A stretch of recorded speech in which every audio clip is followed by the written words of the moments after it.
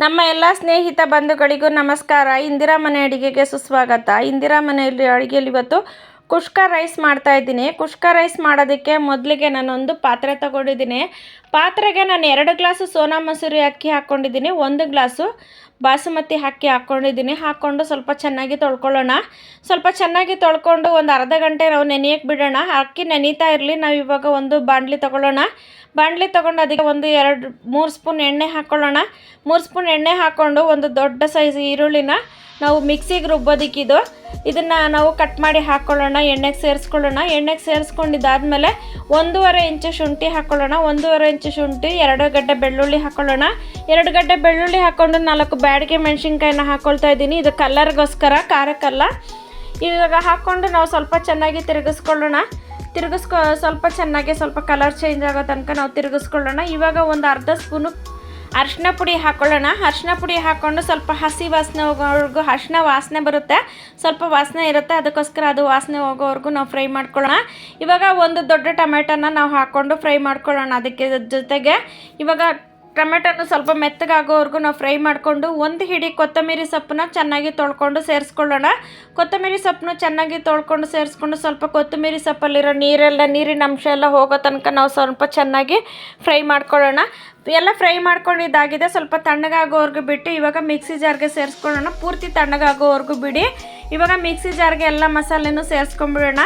ಸೇರಿಸ್ಕೊಂಡು ನಾವು ರುಬ್ಬಿ ಸ್ವಲ್ಪ ನೀರು ಹಾಕ್ಕೊಳ್ಳೋಣ. ಒಂದು 2-3 ಸ್ಪೂನಷ್ಟು ನೀರು ಹಾಕ್ಕೊಳ್ಳೋಣ. ತುಂಬ ನೀರು ಹಾಕ್ಕೊಂಬೇಡಿ. ಈ ನೀರು ಹಾಕ್ಕೊಂಡು ಇವಾಗ ನಾವು ಮುಚ್ಚಳ ಮುಚ್ಚಿ ನಾವು ಮಿಕ್ಸಿನ ಗ್ರೈಂಡ್ ಮಾಡ್ಕೊಂಬರೋಣ. ನಾವು ಮಿಕ್ಸಿ ಹಾಕಾಗಿದೆ ನೋಡಿ, ಯಾವ ಥರ ಮಸಾಲೆ ಕಲರ್ ಆಗಿದೆ ಅಂಥೇಳಿ. ಇವಾಗ ನೋಡಿ ನಾವು ಒಂದು ಕುಕ್ಕರ್ ತೊಗೊಳ್ಳೋಣ. ಕುಕ್ಕರ್ ತೊಗೊಂಡು ಅದಕ್ಕೆ ಒಂದು 2 ಸ್ಪೂನ್ ತುಪ್ಪ ಹಾಕ್ಕೊಳ್ತಾ ಇದ್ದೀನಿ. 2 ಸ್ಪೂನ್ ತುಪ್ಪ, ಆಲ್ರೆಡಿ ನಾವು 3 ಸ್ಪೂನ್ ಎಣ್ಣೆ ಹಾಕ್ಕೊಂಡಿದ್ವಲ್ಲ, ಇವಾಗ ಒಂದು 2 ಸ್ಪೂನ್ ಎಣ್ಣೆ ಹಾಕ್ಕೊಳ್ತಾ ಇದ್ದೀನಿ. ಎಣ್ಣೆ ಸ್ವಲ್ಪ ಜಾಸ್ತಿ ಇದ್ದರೆ ಚೆನ್ನಾಗಿರುತ್ತೆ, ತುಂಬ ಜಾಸ್ತಿ ಆದರೆ ಎಗ್ ಹೊಡೆದು ಬಿಡುತ್ತೆ.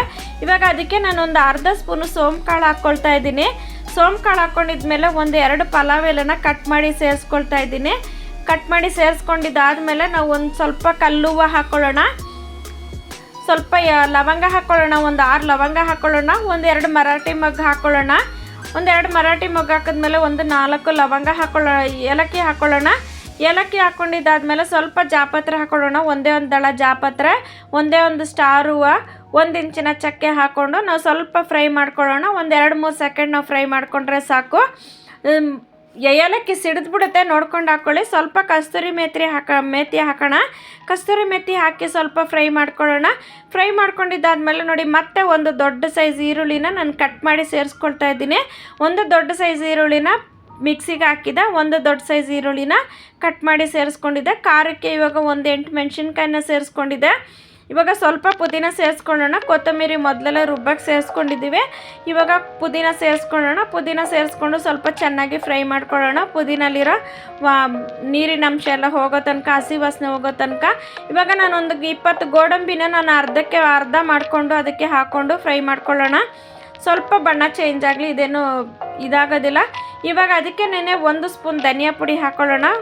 2 ಸ್ಪೂನ್ ಖಾರದ ಪುಡಿ ಹಾಕ್ಕೊಳ್ಳೋಣ. ಇದು ಕಾಶ್ಮೀರಿ ಚಿಲ್ಲಿ ಪೌಡ್ರ್, ಖಾರ ಇರೋದಿಲ್ಲ, ಕಲರ್ ಚೆನ್ನಾಗಿರುತ್ತೆ. ಇದನ್ನು ಸೇರಿಸ್ಕೊಂಡು ನಾವು ಚೆನ್ನಾಗಿ ಸ್ವಲ್ಪ ಫ್ರೈ ಮಾಡ್ಕೊಳ್ಳೋಣ. ನೋಡಿ, ಈರುಳ್ಳಿನಲ್ಲಿ ನಾವು ಖಾರದ ಪುಡಿನ ಹಾಕಿದಾಗ ಕಲರ್ ಇನ್ನೂ ಚೆನ್ನಾಗಿ ಕಾಣಿಸುತ್ತೆ. ಯಾವಾಗಲೂ ನೋಡಿ, ಕಲರ್ ಚೆನ್ನಾಗಿ ಬೇಕಂತಂದರೆ ನಾವು ಈರುಳ್ಳಿನಲ್ಲೇ ಫ್ರೈ ಮಾಡೋಕ್ಕೆ ಹಾಕೊಂಬಿಡೋಣ ಖಾರದ ಪುಡಿನ. ಇವಾಗ ಮಿಕ್ಸಿಲಿ ಹಾಕಿರೋ ಮಿಶ್ರಣನ ನಾವು ಇದಕ್ಕೆ ಸೇರಿಸ್ಕೊಂಬಿಡೋಣ.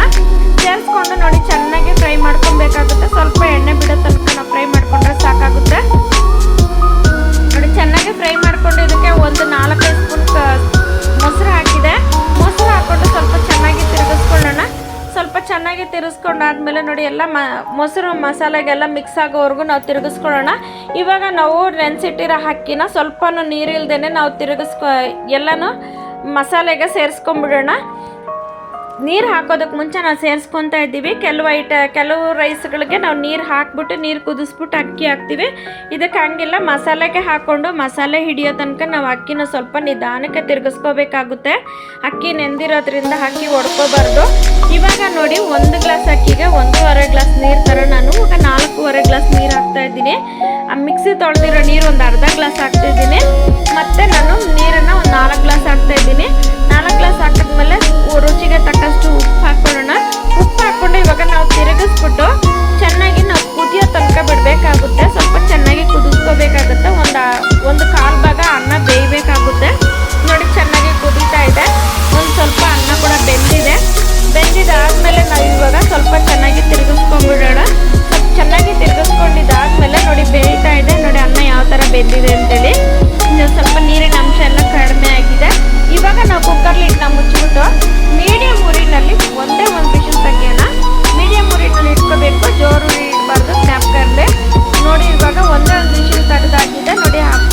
ಕುಷ್ಕ ರೈಸ್ ರೆಡಿಯಾಗಿದೆ. ಯಾವ ಥರ ಕಲರ್ ಆಗಿದೆ ನೋಡಿ, ಎಷ್ಟು ಚೆನ್ನಾಗಿ ಬಂದಿದೆ, ಉದುರಾಗಿ ಬಂದಿದೆ ನೋಡಿ.